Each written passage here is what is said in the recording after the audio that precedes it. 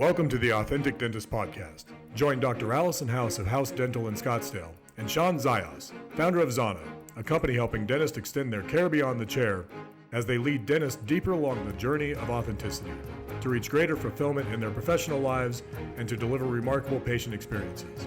At the core of the Authentic Dentist is a belief that the answer to the current challenges in dentistry is dentists discovering that their greatest asset and point of differentiation is their personal brand, and that forming that brand out of their authentic selves is the best strategy for success in dentistry today.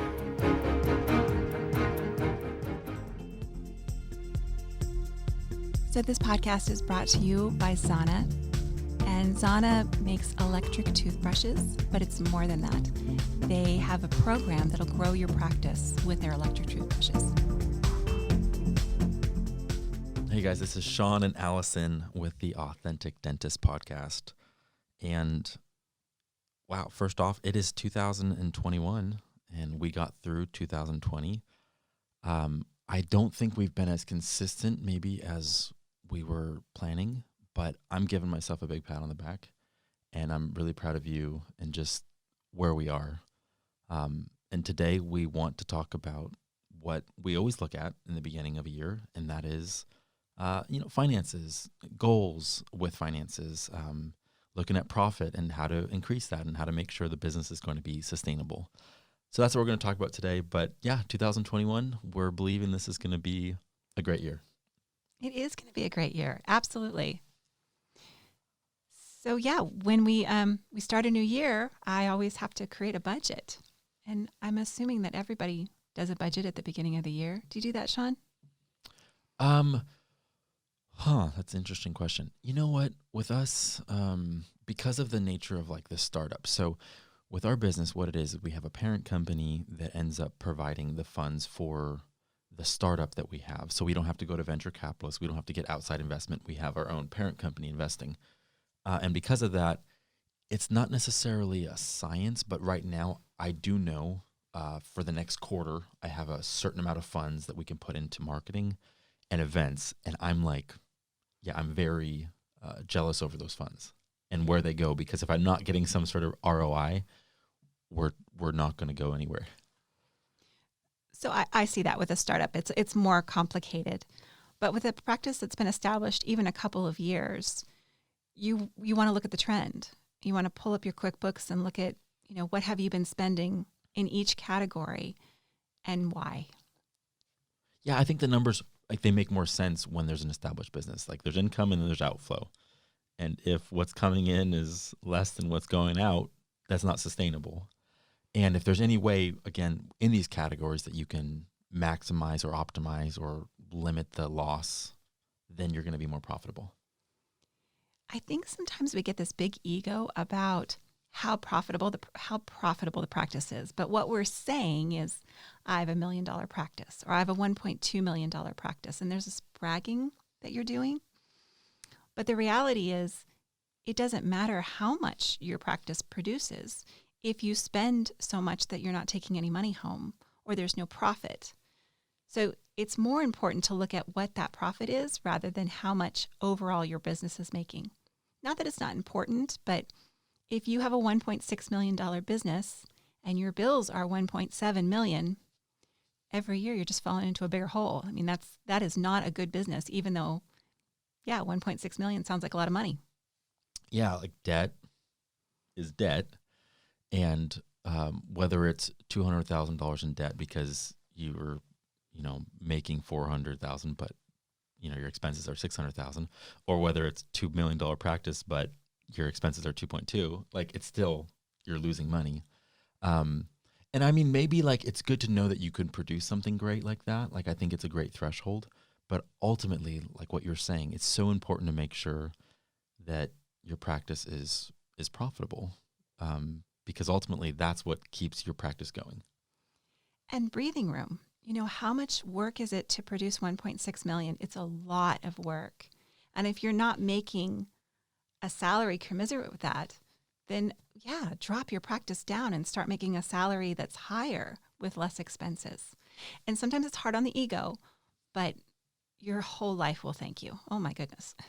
So if I take a step back, this is where I'm always in awe of dentists, because I think about it and I'm like, okay, you really, like, your education is, you're a doctor. Like, you guys know so much about the human body, about the anatomy, and at the same exact time, you have to know everything about the specialized aspect of just oral health. But it's not just about what you know about oral health and just the ability to prescribe or diagnose something. You're also a surgeon. So you have to know surgically what procedures and how to do them. And at the same exact time, because of the model, you're typically not, I don't know, just in some sort of clinic where you don't own it. Right now, I guess we're speaking mainly to solo practitioners. You own your practice. So here we're talking about a financial responsibility you have in the midst of every other responsibility for continuing education, what you have to learn, what you have to know. And that's why, once again, I will say, and I will continue to say, dentistry is incredibly difficult. And I just honor every dentist that's out there giving it their best. And that's why we want to talk about finances, because it's something that I don't want to say could be easily overlooked, but maybe it's something that, that there's room. I believe there's room for dentists to grow in this area. So there was a myth that I was given, I'm sure most dentists were given in dental school, that you go out, you do beautiful work, and you'll be successful and you'll have a nice living. That's not true. There's nothing true about that. This is a business. You have to look at your numbers. You can do beautiful work and be totally unsuccessful. And you can do terrible work and be successful financially for a while. Eventually, that'll catch up to you. So when did that myth get busted for you? I started my practice in 2002 from scratch. And about 2004, I had figured that out, that I was running a Pinky model practice, and I was accepting MetLife, Aetna in-network fees. So I was just losing money left and right. And it was really frustrating because it seemed like I had all this money coming in. But yeah, I didn't because I was spending too much. I mean, that must have been frustrating because you're doing great dentistry, or you're doing your best to do great dentistry. You have a team. You're trying to get them all on the same page. You're trying to lead. And then at the same time, I don't know when this is like hitting you, but you're looking at the numbers at some point and they're not adding up. Like, what did you do when you were in that place and realized, like, this isn't working? Like, what did you find out and discover? I read a book that was a personal finance book that gave me some insight first. And it said a lot of things, but one of the big things was I had to hide money from myself, because I want to say that I'm an incredibly disciplined, organized person, but I'm still human. And when there was money in my checking account, I wanted to spend it. So in my personal life, I would take a salary, and then I would put so much away into my savings. And then I started a 401k, which I could not afford, but I did it anyway because, again, I needed to have money taken away and put into my savings. When you do that, then all of a sudden this is only how much I have to live on. And, it didn't seem commiserate with my doctoral degree at the time, but it was what I had to live on. And once you start realizing this is what you have to live on, then that's what you live on. It's the same thing when you practice. You have your profit. You need to take your profit and just put it away so you can't see it. And then you need to take your owner's draw, and it needs to be whatever you would pay somebody to take your place. So 25%, and you take it. So then whatever's left is what you have for your operational expenses. And if your operating expenses are more than that, you got to cut somewhere. And that's painful. But you're a dentist and you've already paid for this education, and your peers are looking at you, your friends are looking at you. You should be driving a Benz, right? You should just be living the good life. Pictures of you on vacations in Cancun. Like, that's what dentists do, right? Well, what is a good life? I mean, what does that mean to you? To me, I wanted some security in my life. So I was 30 years old and I started putting money away. Well, that's added up over the time. And now I'm 47. I still live in a pretty modest home and I drive my Toyota Camry. But I have enough money to go to Europe if I want to. So that was important to me. If you want to drive a Benz, that's fine. But there's going to have to be some place that gives. So it's like that idea of hiding money from yourself as if like, hey, it's not like everything in the account is accessible for, I don't know, expenses or just to spend through.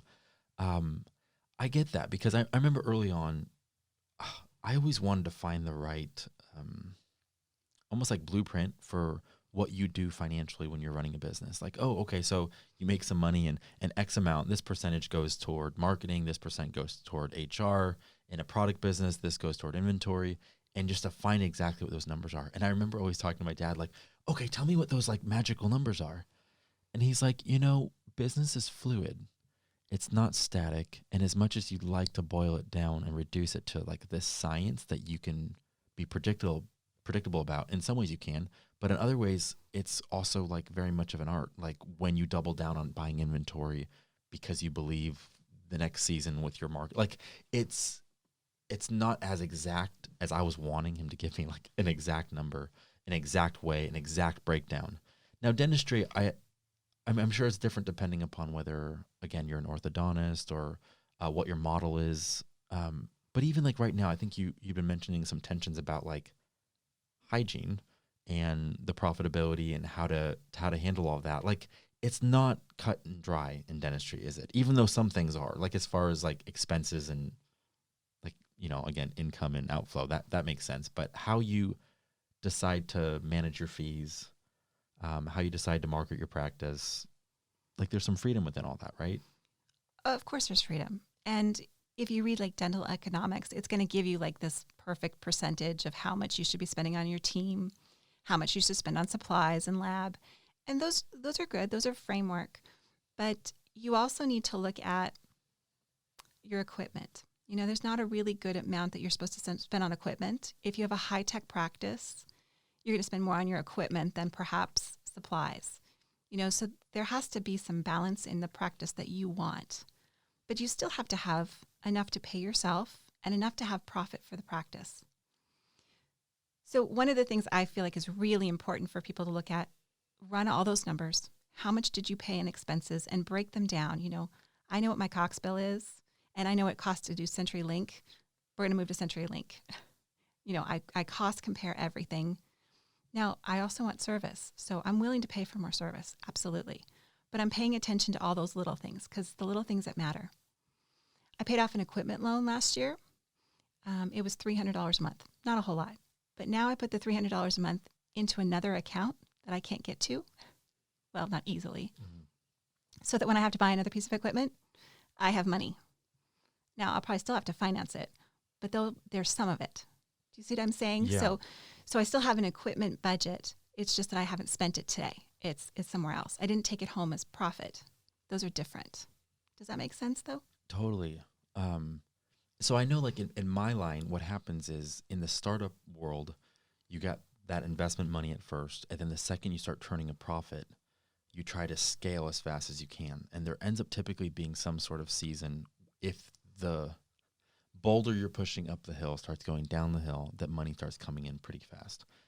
And during that period, it's what successful founders do that makes a difference. Because when you think you have not just the 100% of what you're making, but the projected earnings, sometimes you can rack up and scale so fast because of projected growth that if things slow down a little too fast, you're out of luck and you're way in over your head. And that's why companies go bankrupt. And it's just that wisdom of, what if you actually didn't spend all that you had? What if you were planning for the future? What if you were like, hey, we don't know. No one knew there was a pandemic that was going to happen. No one knew that maybe it was a good idea to have 3 months of employee, salaries or wages on hand. Yes, we did. Because you have an emergency fund personally, don't you? For 3 months of income. I mean, you have to. As soon as you're able to start working, you should start putting money away for that because you need a 3-month reserve for yourself. Well, your business is just another place where you have money. You need a 3-month reserve. That's where your profit comes in. That's where you shove that profit away. And that's what I think is so great about your mature mindset is that if we're talking to a young dentist right now And we're kind of saying, well, the assumption is you're going to have good financial sense professionally because you have good financial sense personally. Well, I think that's where we're in trouble, because a lot of people in my generation and younger, you spend what you make. There's also all these budgeting tools personally, and your budget professionally comes from your accountant sometimes. And that profit and loss is not your budget. When you look at that, that is not your budget. You have to really sit down and make a list of what your budget is. Because the profit and loss, as you know, leaves out what you're paying in principal for your loans. It leaves out all this information that you need. So your profit and loss is not how you make your budget. So do you feel like it's a common thing for young dentists to not pay themselves? Oh, yeah. And I don't think that's unreasonable for the first year or two of practice, because you are just investing in your business.